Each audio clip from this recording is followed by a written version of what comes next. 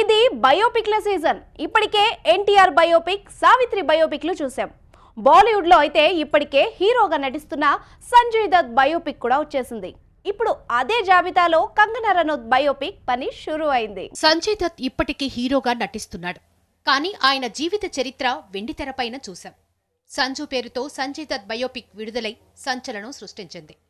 బయోపిక్లంటే చనిపోయిన వారి గురించి మాత్రమే కాదని ప్రూవ్ చేసింది.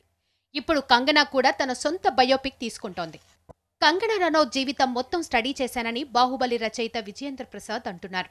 ఆమె బయోపిక్ స్క్రిప్ట్ పని మొదలుపెట్టానని చెప్తున్నారు.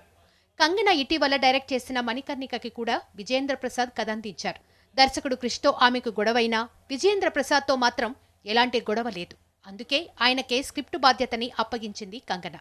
ఒక సాధారణ పల్లెటూరులో పుట్టి పెరిగిన కంగనా ముంబైకి రావడం, హీరోయిన్ కావడం అనేది స్ఫూర్తివంతమైన కథే. ఎటువంటి గాడ్ ఫాదర్లు లేని బాలీవుడ్లో మేల్ స్టార్స్కి సమానంగా క్రేజ్ తెచ్చుకుంది. అయితే ఆమె వ్యక్తిగత జీవితంలో చాలా వివాదాలున్నాయి, చాలా డ్రామా ఉంది. హృతిక్ రోషన్తో కంగనా లవ్ అఫేర్ ఇప్పటికే ఎంతో వివాదాన్ని సృష్టించింది. కంగనకి పిచ్చి అని, లేనిది ఉన్నట్లుగా ఊహించుకుంటుందని హృతిక్ చెప్పాడు. ఆ విషయాన్ని కూడా ఈ సినిమాలో చూపిస్తారట.